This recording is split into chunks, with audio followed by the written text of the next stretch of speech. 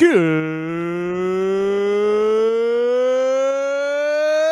morning, Wrestling Inc. Get up, get going. Happy Monday. It is me, your managing editor of WrestlingInc.com, Nick Hausman, joined here as I am every Monday to get the week going right. It is our good friend, Michael Wiseman. Michael, welcome to what is going to be a very newsy episode of the Wrestling Inc. Daily here today. We're making news. We're getting bruised. Man, this has been just one hell of a weekend. Plus, the Olympics have been on. AEW was in Charlotte last week. Everything's happening. It's August 2nd. Happy Monday. Were you at the Charlotte show? Did you go to I was at the Charlotte show. I didn't know that. How did I not know that? Okay. I don't know. I got my tickets through a friend of a friend. No, went down there, had a hell of a time. Traffic to the Bojangles Coliseum was terrible, but I did get there in time for the TV viewing. And that was here's what I will say real quick. I know we got lots of stuff to get to. Yes. I've attended a lot of shows in North Carolina and a lot of shows outside of North Carolina. We're a great wrestling state. WWE doesn't give us our dues, but that was the most diverse and hottest crowd I have seen for a wrestling event here in North Carolina in quite some time. Not just kids, like lots of WWE house shows, lots of kids shows up.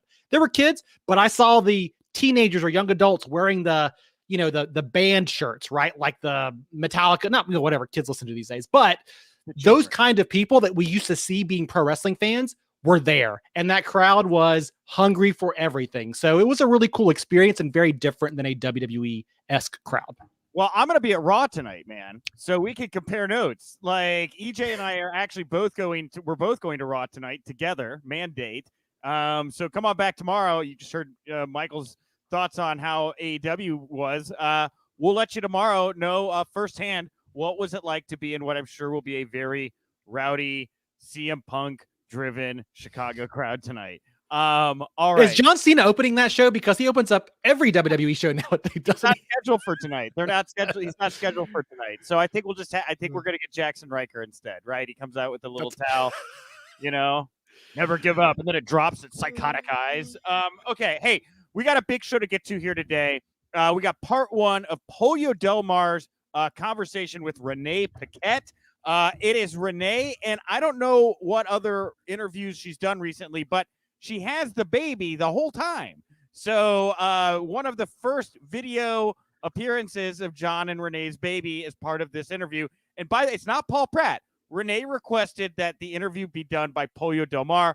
Full drag, beautiful. Pollo looks wonderful, Michael. Pollo has been getting out there, getting some big interviews, making the rounds. Like it's always, Pollo Del Mar doing some stuff these days for the wrestling journalism community. So kudos. Oh yeah, Pollo's here. Pollo's checked in. Pollo's watching, right?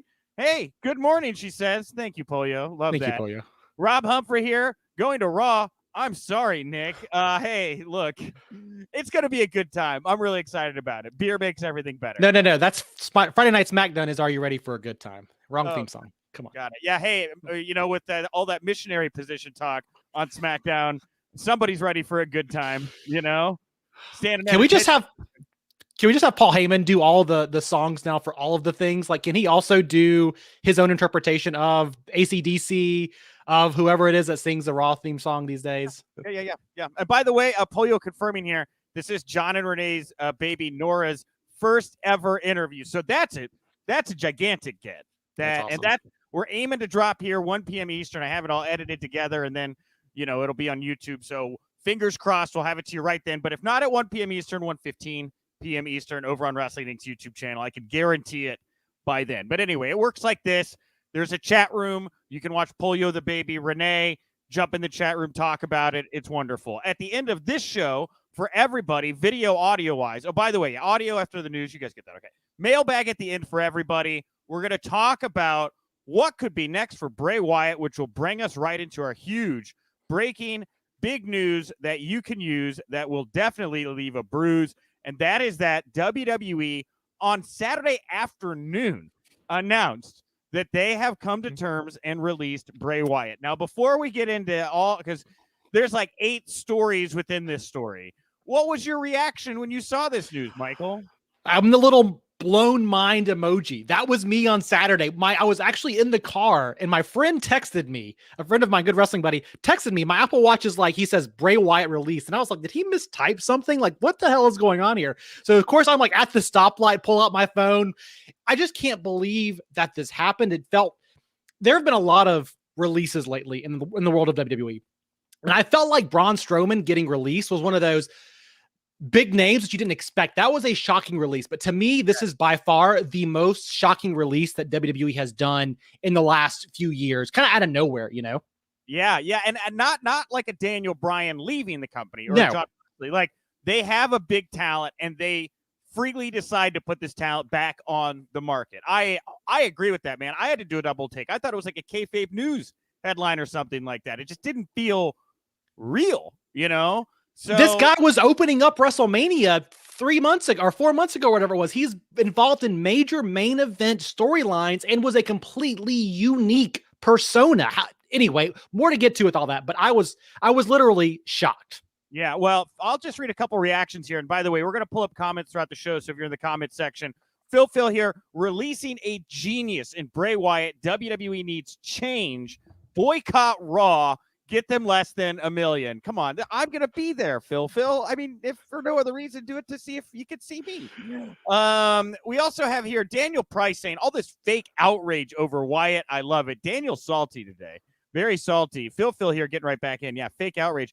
I don't know what the fake outrage is here. I mean, how do you not get upset about the fact that this guy came to them with like 4 great versions of himself, right? And every time he brought them some kind of money-making gimmick, they just dropped the ball on it in a pretty quick period of time. And when I read this release, like, I was talking to a friend and I was like, you know, if I was Bray, like, I don't know what the relationship is like with management but like, you're getting ready for your big comeback and like, you're trying to make plans, but like, do you believe that whatever cool thing that you come up with and you decide to come back with, that they're going to follow through on? Sure. Like, it's got to be a tough pill to swallow for that guy. I could see why he would be frustrated, you know? If we can get into the news and rumors and innuendos a little bit, right? There was some contingent of fans on Saturday who believed this news was strategically dropped to further bury the what they were calling a plan. This is by reputable journalists.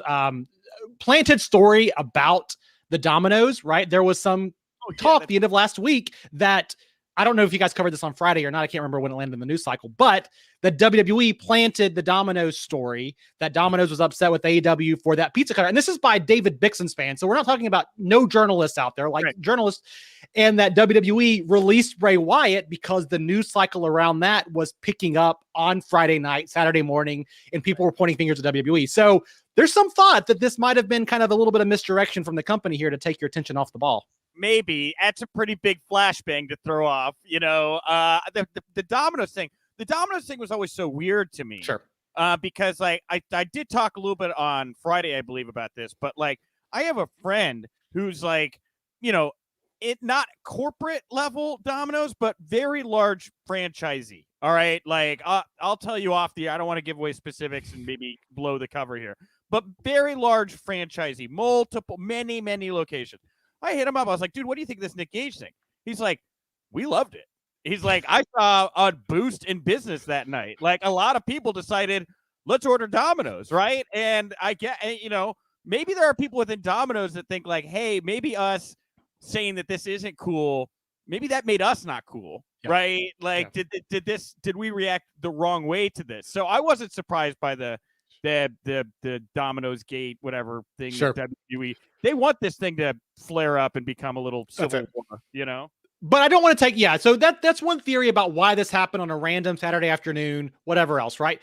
What I will say is this, Nick, like, it does speak to me. I know we have more reactions to get to because it is again, I think the most shocking release, not again, people ending contracts or whatever, but an actual release in years.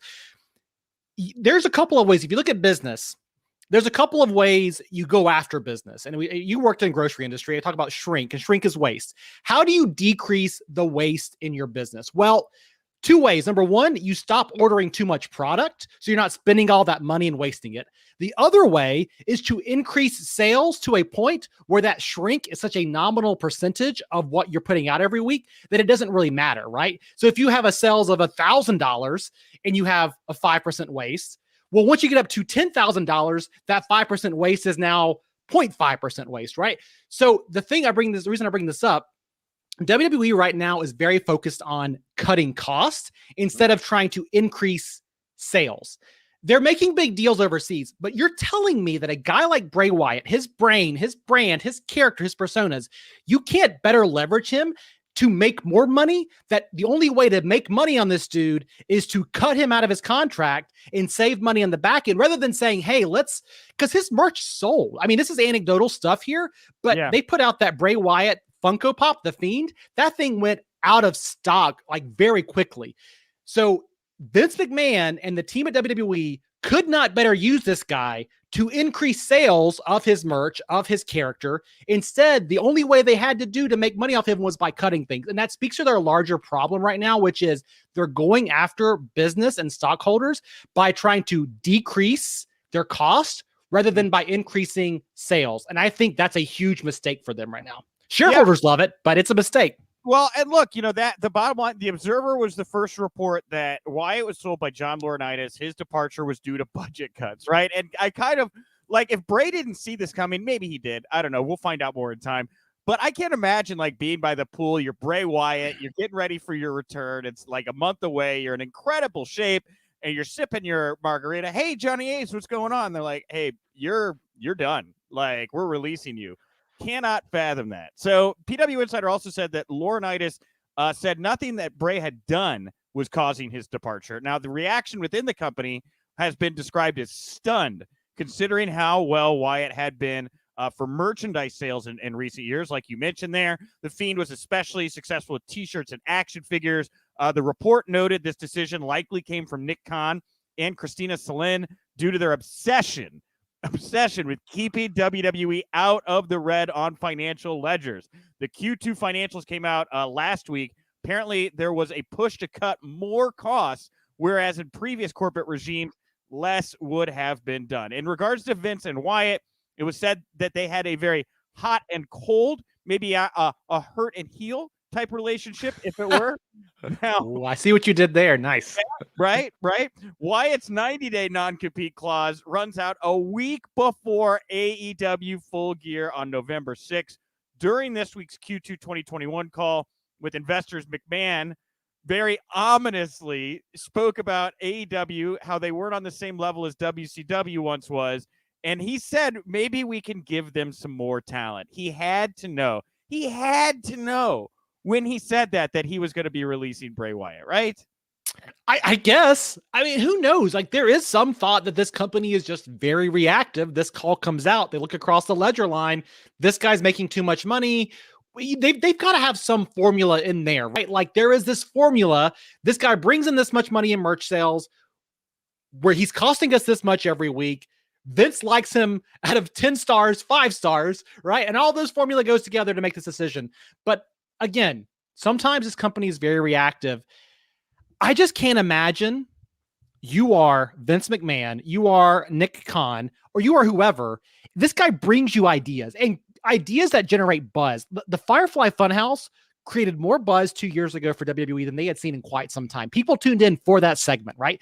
The merchandise, the puppets, all that stuff was immediately sellable.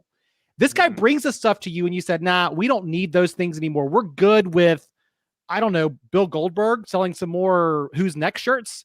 Yeah. Like, how do you balance that out and not understand you're trying to build a brand and identity, not just hit the financial ledger line? Well, we did have some breaking news as we were talking here. I saw it start to flare up in the comment section. Who's the first I could grab here that had it? Yeah, okay. Gabriel Puskarich, thank you for joining us. Love, I believe that's Gene Wilder.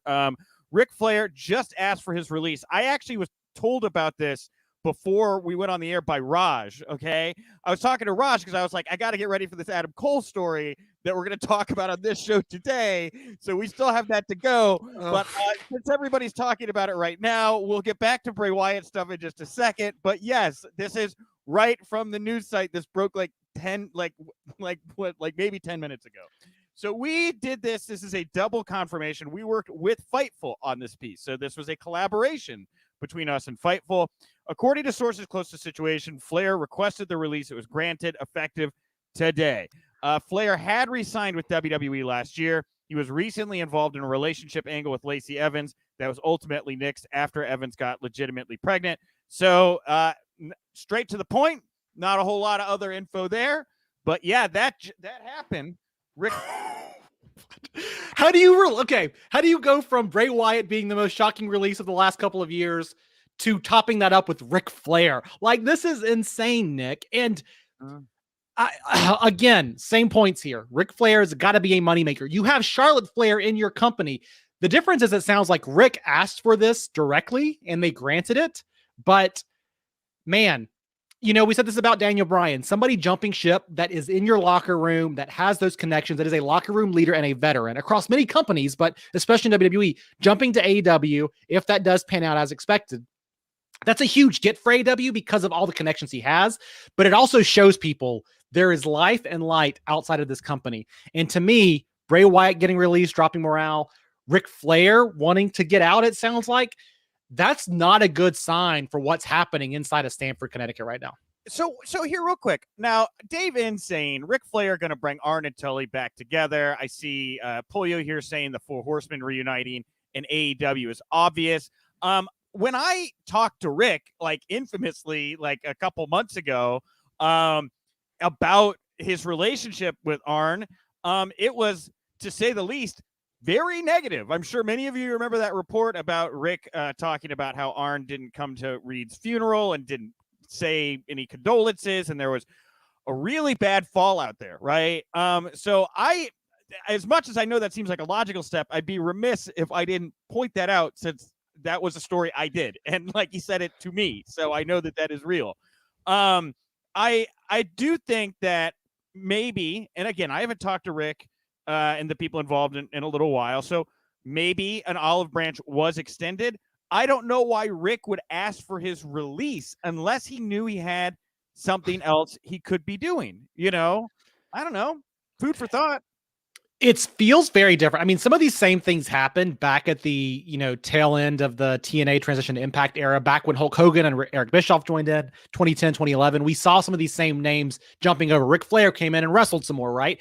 But the difference is the platform that AEW has and the genuine momentum and connection with the fans that brand seems to be a much bigger pool than what TNA had a decade ago. And I think it's speaking volumes that with all of these things, I mean, we keep saying how many big names can AEW sign, but I think the difference is too, WWE feels like they're bleeding a little bit. There is some blood in the water. And I think it's generating this idea that, hey, AEW might actually be competition.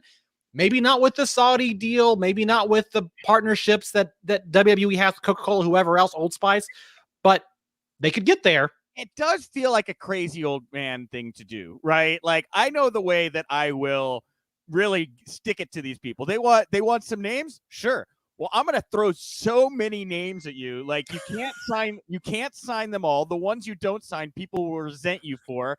Maybe some of these people that I'm releasing or don't want to work with are not the easiest people for me personally to work with, right? Because of the heel-hurt relationship that Vince apparently had with Bray Wyatt there. So I don't know what the method is to what appears to be complete madness. But look, Ric Flair's out there. Could he go to AEW? The other thing with Rick, just to kind of put a button on the Rick thing, and we'll get back because I do want to talk more about the Wyatt situation. Rick has been doing so much mainstream stuff recently. Sure. The Triller stuff, the Kevin Hart stuff. I think that I see his whatever Priceline commercial 1,700 times a week. So like there's Ric Flair is right now at a period in his career where his management team seems to get Ric Flair and how he bonds with kind of mainstream, right? I saw Ric Flair. They did a WWE themed episode of Forged in Fire. For those of you knife fans out there, of which I am. And Rick came out and was just watching people swing knives around and was just a bear, So Rick's getting a lot of offers right now. This could be something where maybe WWE wants certain things of him time-wise, agreement-wise, that his management team and him are just saying, hey, this is not the time for Ric Flair to be committing like this, to an entity. It could be. And you're at a point where wrestlers, entertainers do have more options on how they go after income and earn it. We've talked at length about how all the stuff that happened with Twitch and online presence and streaming and all that, what that did to the wrestlers during the time of COVID. And that was an important revenue stream for them. If you're limiting those options for people inside of your company and they know they can go somewhere else and get creative satisfaction, get to do some of the wrestling stuff, but also still have their flexibility and freedom outside of that, why would they stay with you? And I think that's the biggest thing this is showing me. WWE, for the longest time, was the only player in the game. And even the other players that popped up did not have the sway, the money, the whatever else to really threaten them and offer wrestlers what they could have, right? But now with AEW, wrestlers have an option and they're exercising it. And WWE just can't keep bringing down the hammer on the wrestlers and what they want to do because they will quit and go do something else. It's crazy. It's wild. Yeah. So Ric Flair, on the market, right? Again, maybe I'll try to catch up with Rick here this week. I seem to have a pretty good track record of snagging those interviews, so we'll see what comes of it. Well, back to the Fiend, Bray Wyatt, and we haven't even still gotten to some other huge news. So we talk about how the locker room was shocked. I think the biggest example of that was obviously shortly after the announcement. Alexa Bliss tweeted out, "I really am at a loss for words. Thank you so much, Wyndham, for everything you've done for this company. The most fun I've had is working with you. Such an amazing talent and the most kind person. I'm just in shock." And it is going to be weird, right, that Alexa Bliss exists in this Fiend universe without the Fiend, right? I mean, it is the most blatant, we can give your gimmick to anyone and we don't need you, that I think maybe ever been done in pro wrestling, right? And there have been gimmicks that have been handed down and things, but this is more like we stole it. I mean, the Diesel Razor Ramon thing back in the day. I wouldn't put this in that category 100%. I'm trying to think over in Japan and in Mexico with the legacy of masks and stuff. There's sure. There's passing on of lineages and things. The Sin Cara duplicate in WWE was an interesting. Great example. Yeah. Yeah, I think this is one of those places again, though, where there's a certain level of narcissism. And I think, like you mentioned, this Vince McMahon, maybe he doesn't want to work with these people, and that's making some of these decisions for him. You'll work with them and you'll have a hard time and it'll be difficult for you. Right. There's a certain sense of narcissism that goes with that, though. Just because somebody doesn't work well with you doesn't mean they're going to go somewhere else and have the same issues. Maybe the problem is you, Vince McMahon, right? And so to assume that you're pawning off a problem when in reality you're opening up opportunities is a very narcissistic, but it's the same thing here, right? I'm going to give this gimmick away to somebody else and it's going to work the exact same because it's my company and my gimmick. Whereas I think Alexa Bliss will do great with whatever, but the fans have not forgotten where this gimmick came from, and to try to move on with it without the guy that made it what it is today, Alexa's done great work. It's a narcissistic mentality, and it's going to come back to bite them in the butt, much like all the other creative decisions have in recent memory. Well, talking about Alexa here, Axel saying, does she kayfabe kill the Fiend? I don't know about kayfabe kill the Fiend, but is there something this week or tonight on Raw where she makes mention of this? What is the fate of the puppets and the Firefly Funhouse now, right? I did think it was maybe the biggest tell here is John Cena came back and made no reference to how he escaped that funhouse, nothing like that, He did reference the funhouse. I think it was even this past Friday night where he made I'm getting questions about the funhouse and how I made it out. He did reference fans asking him that. I think it was even maybe this past week that it came out, but on SmackDown. But okay, I thought for sure that was be like the first thing up top that he addressed, since that was legacy. Anyway, so after that Q2 call where Vince made that comment, Carl Anderson, he tweeted out the following, saying the amount of unhappy texts I get from people there, well, the whole professional wrestling world is waiting for you. And then he tagged the various companies he works with and said he's going to talk about it on his podcast. Yeah, man. I mean, look, the Andrade, Rick, Charlotte, WWE relationship is very interesting to watch right now. Like the kind of falling apart like that. It's going to be a story to watch for sure, Sure. I think that's even an interesting call out there from Carl, who is technically, he's an AEW guy, but he's a New Japan guy. And this is where my brain goes, which is AEW cannot sign everybody. But with the partnerships they've established, Daniel Bryan wants to work in New Japan. Bray Wyatt could show up in other promotions. Are they leveraging partnerships and deals to offload some of those contract costs to give wrestlers what they want, while at the same time, Tony Khan's not paying for everything out of pocket? I don't know, but that's what I would think. That's the advantage of having strong partnerships like that.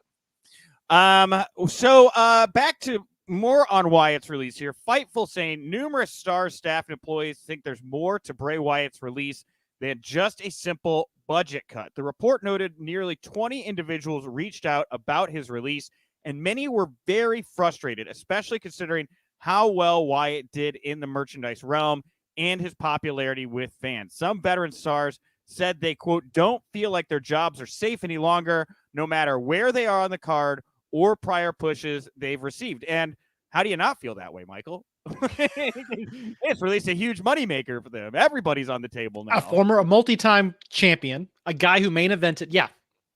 I feel like my job is threatened and I don't work for WWE. So.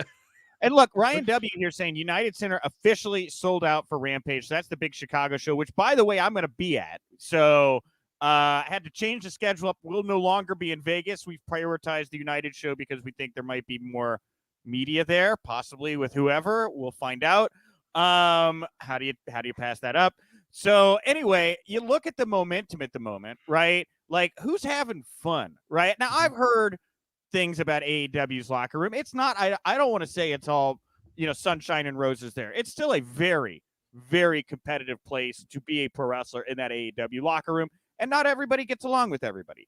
But by and large, it would seem that the energy publicly and privately is decidedly heading AEW's direction right now. And things like this, all the reports that come out in the wake of a release like this does nothing for the cool factor of WWE amongst the fans or the locker room. Especially not at a time. I mean, I know that we're in the summer of John Cena, right? But even that starts to feel a little bit like WWE doesn't have any new tricks up its sleeve, and they're trying to reemerge post-COVID. And I know it is what it is right now in the world, right? But post-COVID, SummerSlam is their big reemergence. This is the show you're tuning in for. AEW's got that Friday night momentum. If so-and-so does debut, they will have the story of the weekend no matter what WWE tries to pull out. It just is what it is. And I just think, do you want to be in the cool, hip, news-breaking company, or do you want to be in the old, stodgy, we got John Cena back for a few weeks company? Yeah. So on top of that, the Observer saying Wyatt had been medically cleared for action. He was likely going to return this month. So not only is he going to be free here in 90 days, but it sounds like perfectly healthy. I did wonder maybe if this guy was going to be taking a break or something, but a fan on social media posted Bray Wyatt's final appearance from April 21st. It was the post-Mania edition of Raw. And he cuts this promo. He does this monologue inside the Funhouse about how everything's going to be better and then he's going to reinvent himself. And he ends by saying, see ya. So a lot of people thought he was foreshadowing he may no longer be with the company. Wyatt actually did react to that fan's tweet. He put a red circle emoji, which would seem to say a kind of full circle is what I interpret it as, right? Full circle kind of moment there for him. Mm-hmm. And so if he's at a point where he's engaging fans, starting to kind of tip his hat on what may or may not have been hints he was leaving for the fans, which he does love to talk about. This is not a guy who's going to be not working in 90 days. No. That is a guy who seems like he's still very much in a mental place where, he could be having fun. I don't want to over speculate too, but then you have Braun Strowman out there who was an original member of the Wyatt family. And Eric Rowan for that matter. And Eric Rowan is right there. If you want to reunite these guys, bring them back together in memory of, I know we've talked some about the mental health rumors around Bray Wyatt and the challenges after Luke Harper's passing last year. But what better tribute to him and what better way to do it than to bring these guys back together under some umbrella somewhere, at least for 1 or 2 nights only. That's huge. Freaking huge. And a lot of fans have been saying Bray Wyatt's out there. If he goes to AEW, he should be with the Dark Order, right? Brody Lee's faction, right? Evil Uno responded to fans saying release, he should join Dark Order. Repeat, Evil Uno is the Uno official leader.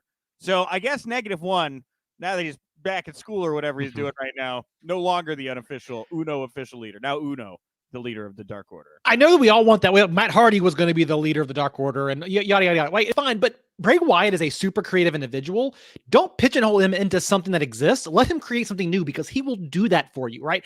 I know The Fiend was supposed to be the Undertaker 2.0 and the mysticism and all of that stuff, but there's still elements of The Fiend and Bray Wyatt, that dynamic duo. You take the mysticism out of it. By day, he's this really quirky Ted Bundy Firefly Funhouse host, right? By night, he's a freaking serial killer.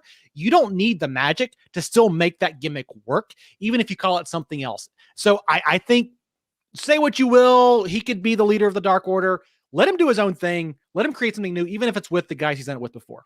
Yeah, and we're going to talk a lot more about Bray Wyatt in the mailbag still. So a lot of great ideas here. I love this one here from Eric Roberts. The family comes into AEW, absolutely destroys. I mean, they love their factions. I love the name The Family, by the way. That's there was a great historically beloved improv group called The Family here in Chicago, and just a little tidbit for you. Love that name, The Family. Great name. And it just evokes that classic like Marilyn Manson or not Marilyn Manson, but Charles Manson family. Serial killer, like it's creepy in a way that really kind of speaks to Bray Wyatt. So I like that a lot. Well, one last thing kind of coming out of this that I wanted to touch on before we get to some other big news. So former WWE wrestler, current Ring of Honor star Mike Bennett, he took to social media over the weekend and just went in on WWE and Vince McMahon in a series of tweets. He said that people who deny Vince is a, quote, greedy, evil man are living in denial. Fans can still enjoy the WWE product, but in his opinion, Vince has become, quote, bad for wrestling. And look, Twitter is not a place always for the best discourse. It is wild to me that this was so this was one of the buzziest things on the website the whole weekend. In the wake of everything going on, Mike Bennett talking candidly about like his time at WWE, how he barely broke even after travel expenses and stuff. And people going after him for being ungrateful. Just a weird dynamic, man. Bennett is speaking his experience. You can't discount him just because he made money and worked for that company. It doesn't mean his take is wrong, right? But also look at the tea leaves here. We're cutting a major talent weeks after we're talking about all the profits we made in Q2 and all that stuff for budgetary reasons. They are solely focused on profits right now. You cannot make another argument. And so I think fans are weird, but I think there's some truth in what he's saying.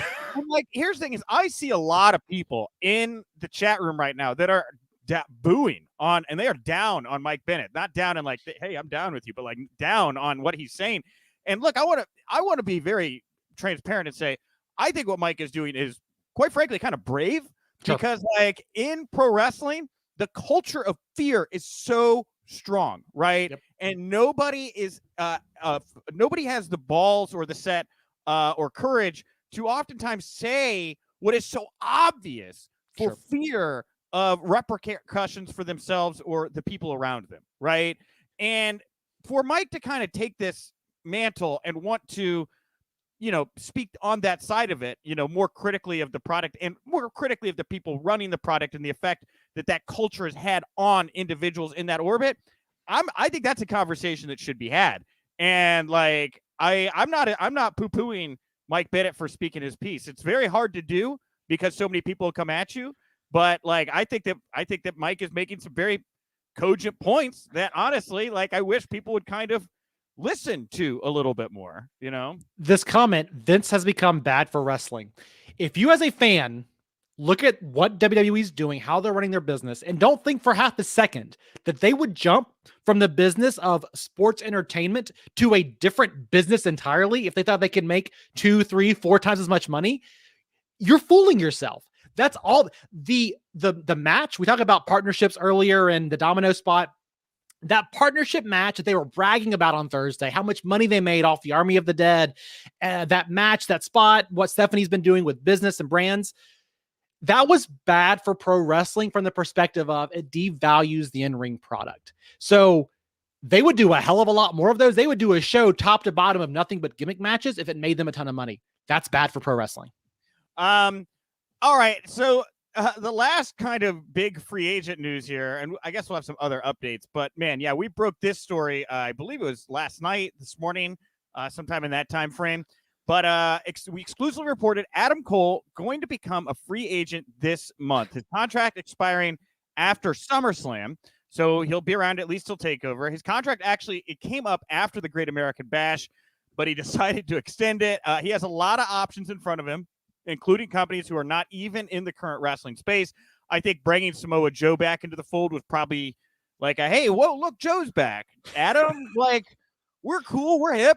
Look at this party here. Like, why would you want to leave this? The other thing I thought about when I saw this is I immediately went back to Tony Khan's post Dynamite promo from like 2 weeks ago, where he came out and he said, we don't have a performance center. This is the showcase for the best wrestlers in the world if you're here. And at the time, I remember dissecting that and being like, I feel like Tony Khan is talking to people at the Performance Center or maybe somebody specifically. And now that I look back on it, I think Tony Khan was cutting that promo for an audience of one. That was Adam Cole. That's great insight, Nick. Right? Yeah. Yep. Right? Yep. Like, I think that Britt's their top female star at the moment. Adam has a ton of history with the Elite. I mean, I don't know why he re-signed with NXT, but whatever.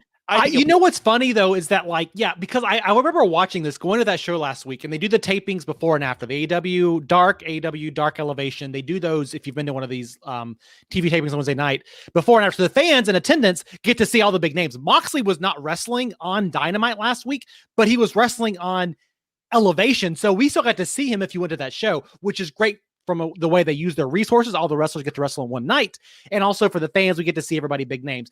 But I was thinking about how they develop talent, how they bring in, I forget who it was, but you had just interviewed somebody on the indie circuit not too long ago, and he was wrestling in the taping after the fact, and how they're using their big names to develop these guys who are coming in off the indie and test them out and see if they're going to work.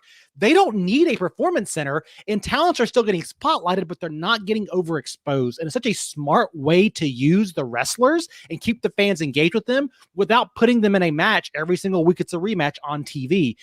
And a guy like Adam Cole, he's getting a huge spotlight at NXT, but you can't tell me that spotlight and the same thing he gets to do week in and week out would be just as big getting out there on Elevation and then some weeks on Dynamite and some weeks off. Man, that's a great way to think about Tony Khan projecting that voice and that image out there. Yeah. Tony Khan, he's very, he's very subliminal with his messages sometimes. You got to read between the lines. Antonio Garcia here saying, why should Adam Cole stay? He's going nowhere. Daniel Price saying, Cole should go back to ROH. End of story. And look, Matt Taven and Mike Bennett, his former Kingdom mates, are there. They are united. They have Maria. He would be a huge fish in that pond. They got Bandito. I think they're going to be using the next 18 months to rebuild and get back in front of audiences. Obviously, they're being a lot more coy than other people. I don't rule it out, right? There was the moment over the weekend where Tommy Inn showed up at PWG to rescue Bandito. So there's obviously some, I'm not saying there's a working relationship between AEW and ROH, but two of their wrestlers shared a ring on Saturday night. I'll put it that way. Okay. So I think Adam Cole with the Kingdom would be very compelling, right? But there's a lot of things. Hunter Dobbs here, Adam Cole versus Hangman would be great, you know? Can we talk about this chat? It's happening right now in the chat room where people are saying he's going to the mid card. If he shows up in AEW, Adam Cole would be in the mid card.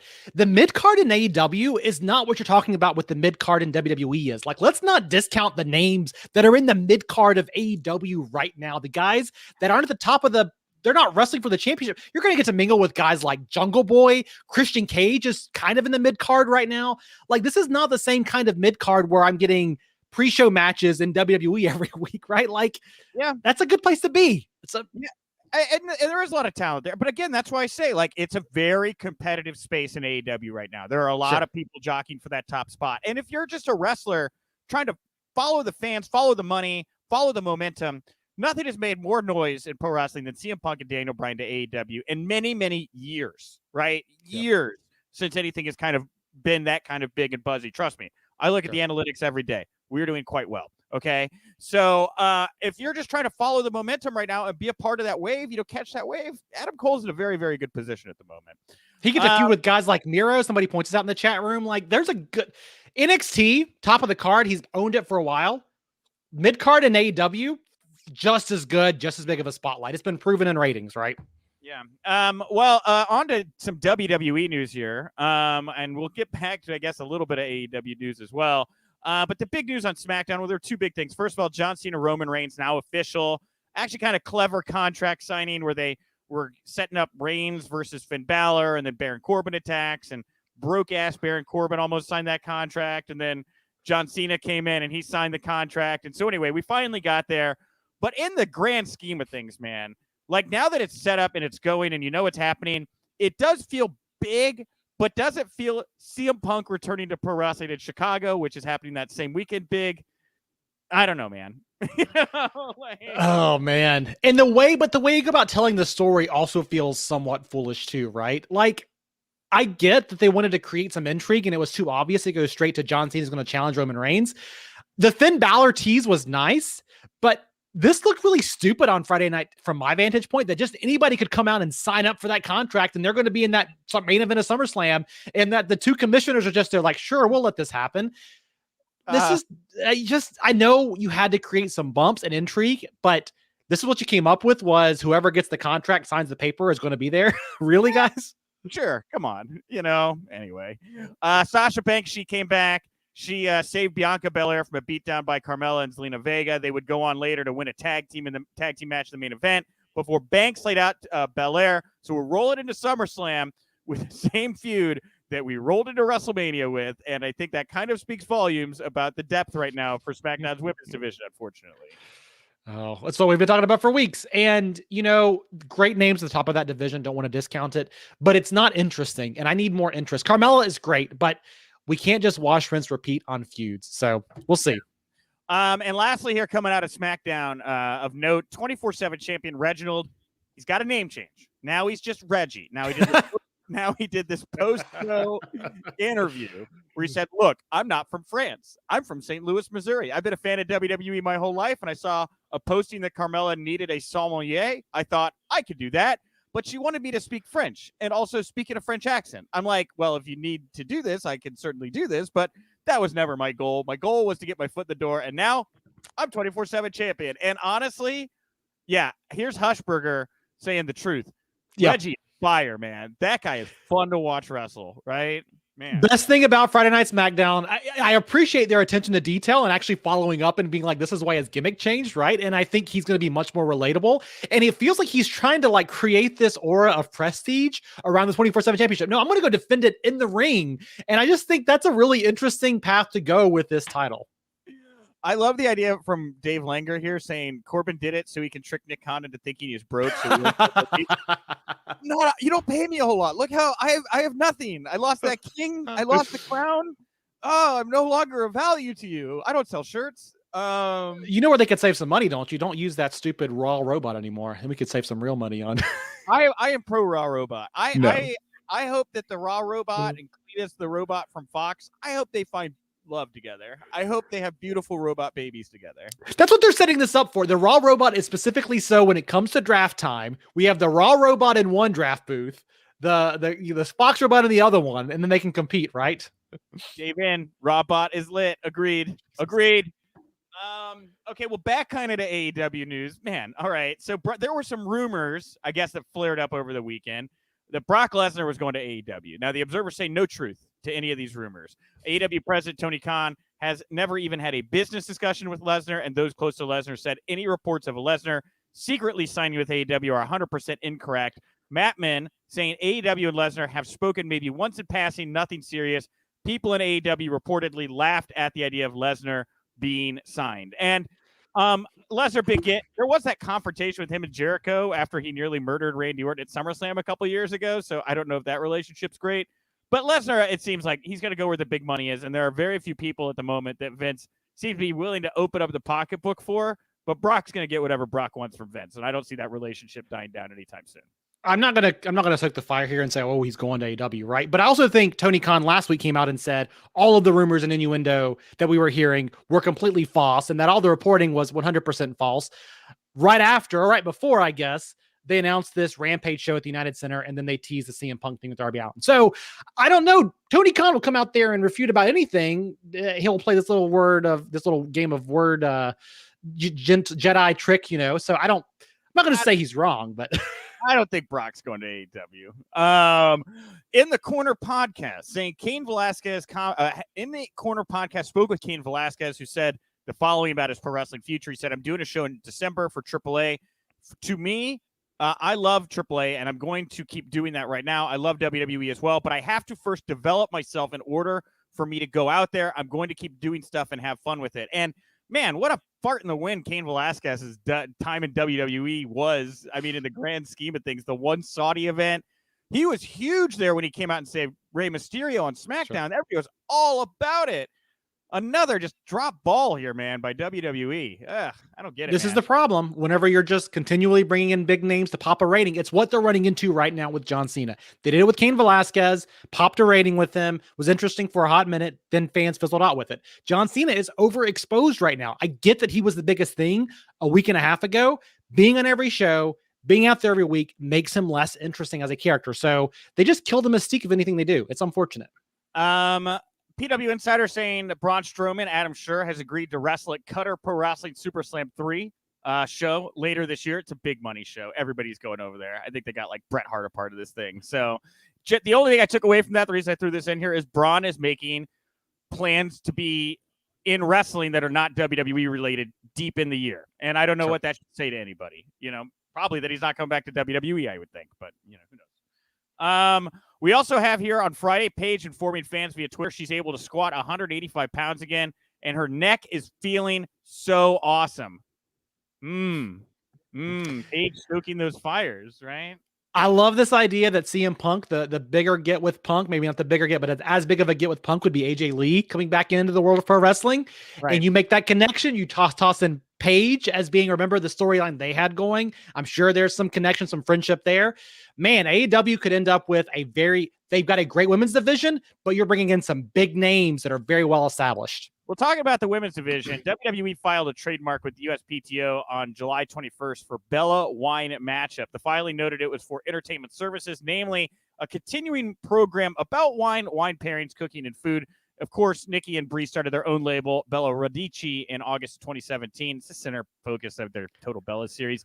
Anyway, so they're in the wine business. It would seem this coincidental, Mike, that all these rumors are out there about Daniel Bryan going to AEW or signing with AEW, and WWE gets on the phone. They're like, "Hey, how can we do business with you, Brie? So we don't have to deal with this headache, you know?" Also, how can we do non-wrestling business with you so we can make money? Let's just again talk about how. Do you think? Doesn't it seem like sometimes WWE does not want to be in the business of pro wrestling? They want to be in all the other businesses out there that they can possibly be in. I'm just saying. Well, on that note as well, Post Wrestling reporting that WWE is going to provide an update on the status of Natalya and the women's tag titles on Monday's Raw following Natalya's injury.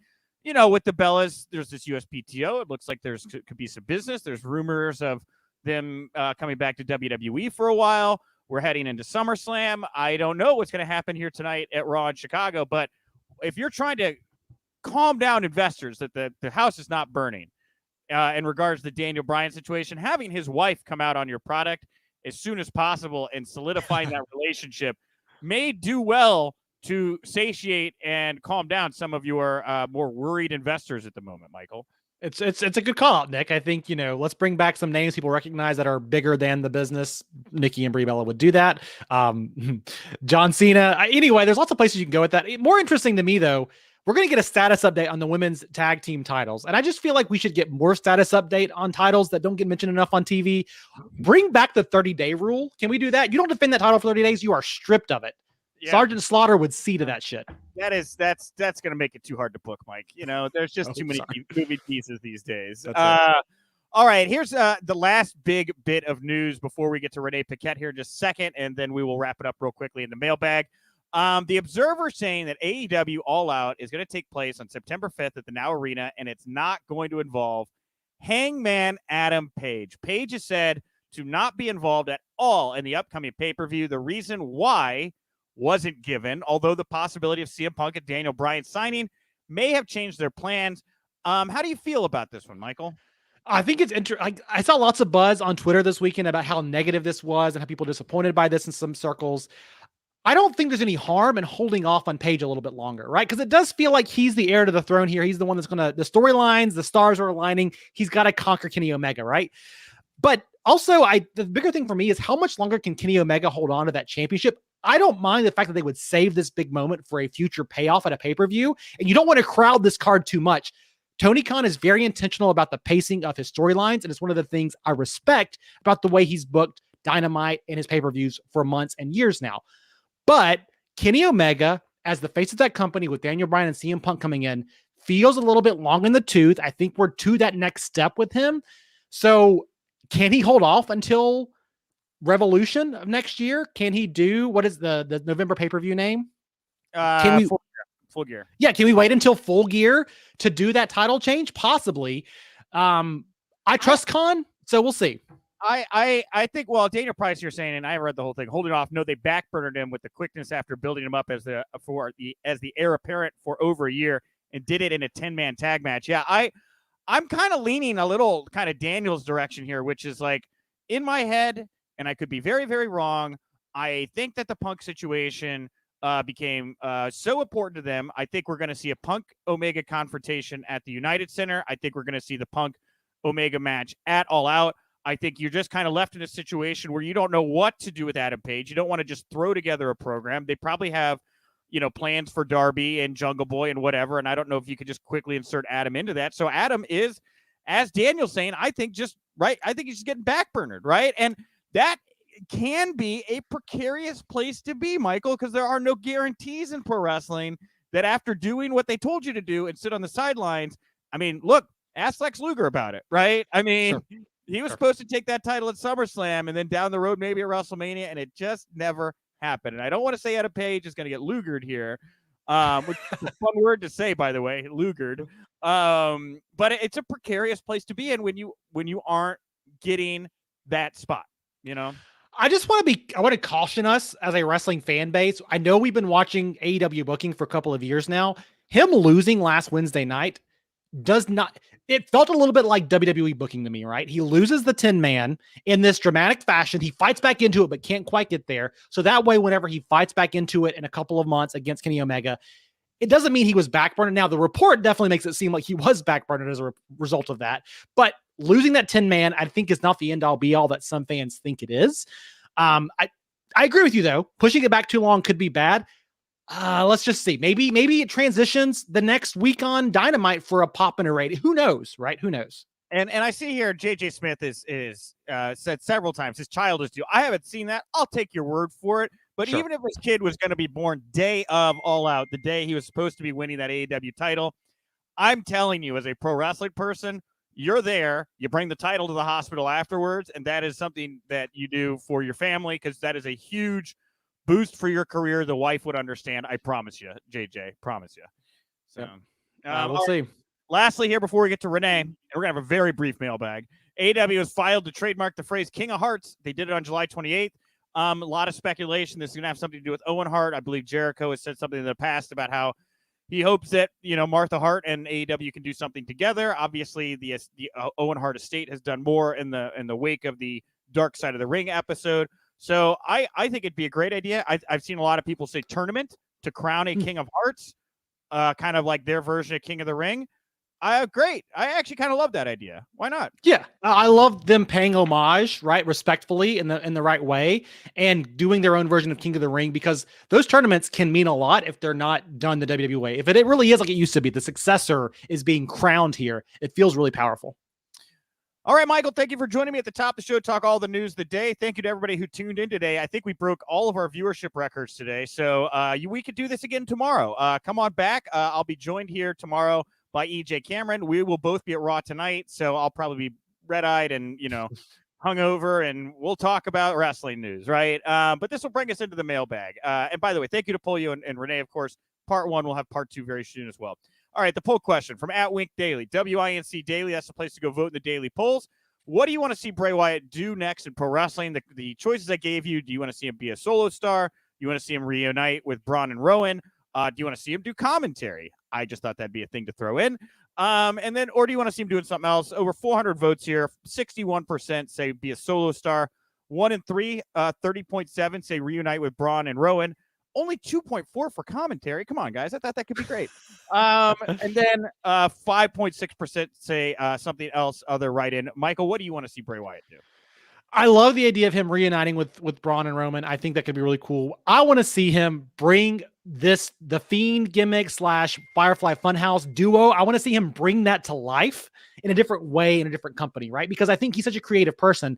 The family aspect could be really cool. Solo star, take out some of the mysticism, but give me that really kind of hard edge to his character still. I love that. I think it could fit in great with AEW. And I liked a bunch of comments on Twitter. We don't have time, unfortunately, for more to get into any of the comments here because we are so tight on time. But I kind of love the idea of him with Rowan and Braun. It's so obvious you could do it. There's so much familiarity there. And maybe they feud with Dark Order, right? Like, how do you get Dark Order back on the tracks as a heel faction here? The legacy of Brody maybe could be used as a linchpin between these two kind of entities, right? To create some kind of back and forth. I think that would be the thing that would most excite me. But then again, Bray Wyatt can do whatever he likes. He's a genius, right? That's true. Yeah. All right, everybody. Hey, I want to thank you all so much for tuning in today. Michael, wonderful. Everybody's great. Again, come back tomorrow. Michael, what do you want to put over here to wrap up the show today?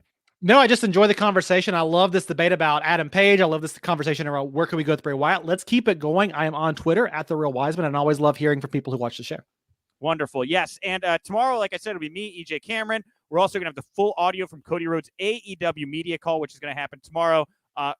Almost exactly 24 hours from this moment in time will be the Cody Rhodes call. I anticipate a lot of news to be made on that call. So we're going to have the full audio from that tomorrow in the audio version, and we'll try to get it up over on our YouTube channel as well. And it's official here, by the way, Friday, August 13th, the AEW Rampage premiere day. I'll be hosting the official AEW Warner Media AEW Rampage party here in Chicago. It'll be going down at Replay Lincoln Park. They're hooking us up with like a ton of AEW swag, I'm told. So come on by. We'll watch it. We'll play some games, unlimited arcade games, pinball. You can have some drinks, walk away with some swag. Again, that's August 13th. We'll start around 7 o'clock. Replay Lincoln Park right here in Chicago. Come on out if you're in town. Free to attend. Doesn't cost anything. We're just looking to pack the place. All right. Thank you all so much for tuning in. I'll talk to you tomorrow. And remember, if you winked, you didn't miss it.